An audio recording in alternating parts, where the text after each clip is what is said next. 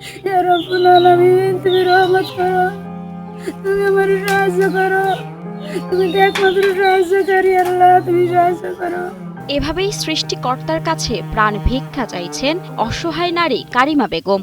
ক্যান্সারের ভয়ঙ্কর থাবা থেকে মুক্তির জন্য আল্লাহর দরবারে এমন হৃদয় বিদারক আকুতি তার। জীবনের শেষ প্রান্তে এসে যেখানে নাতি নাতনিদের সঙ্গে সময় কাটানোর কথা, সেখানে বেঁচে থাকার জন্য প্রতিদিন লড়াই করে যাচ্ছেন ৬৩ বছর বয়সী কারিমা বেগম। স্বামীও মারা গেছে ক্যান্সারে, আমার একটা ছেলে নেই, আমার শুধু আল্লাহ একটা কন্যা সন্তান দান করিল আমার মেয়েরা বিয়ে দিয়া। এখন আমার দেখার মতো কেউ নেই, আমার দেখার মতো এক আল্লাহ।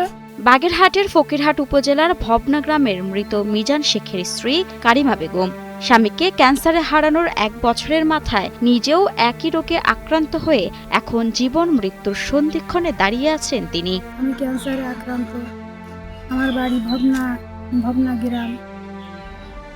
আমার স্বামীও ক্যান্সারে মারা গেছে গত বছর।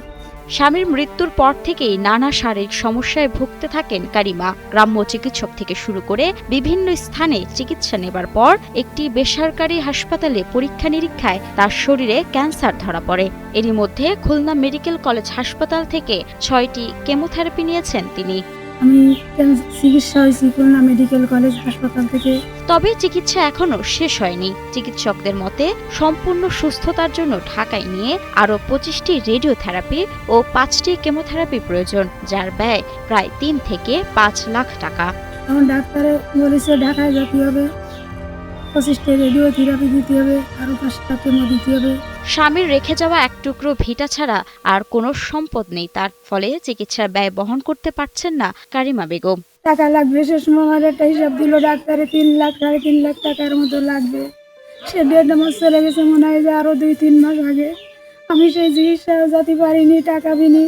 বর্তমানে কারিমা বেগম মানুষের দ্বারে দ্বারে ঘুরে খাবার জোগাড় করছেন। এলাকাবাসীও বিভিন্ন সময়ে সামর্থ্য অনুযায়ী চিকিৎসায় সহায়তা করেছেন। ৫ টাকা ১০ টাকা গ্রামের হাটবাজার থেকে তুলে প্রায় ৩ লাখ টাকার মতো দিয়ে তাকে চিকিৎসা করিয়েছেন তারা। কারিমার এই অবস্থা, কারিমার ক্যান্সার হয়েছে, ওর স্বামীও ক্যান্সার হয়ে মারা গেছে। এখন আপনারা দেখেন, পাড়া প্রতিবেশী মেলা মানুষ সাহায্য তুলে চাইল টাকা পয়সা ইডা উডা আইনে দেখানো হয়েছে, এখনো কোনো মাথায় উঠিনি। অনেক টাকা লাগবে, টাকার জন্য ও মেলা হাত পাতিছে মানুষের কাছে। সবাই মিলে সাহায্য সহযোগিতা করে আটাদাই করে অনেক কিছু করে তার চিকিৎসা এখন করানো হয়েছে। জীবনের বাকিটা সময় সুস্থভাবে বাঁচতে চান কারিমা বেগম, তাই অশ্রু ভেজা চোখে দেশ ও দশের কাছে সাহায্যের আবেদন জানান তিনি। আপনার কাছে আমি বলি, আমি একেবারে অসহায়, আপনার আমার পাশে দাঁড়ান। আমার মাও নেই, বাবু নেই, আমার ভাইও নেই, স্বামীও ছেলেও কেউ নেই, আপনার আমার পাশে দাঁড়ান। সমাজের বিত্তবানরা এগিয়ে এলে হয়তো আবারও বাঁচার সুযোগ পাবে কারিমা বেগম।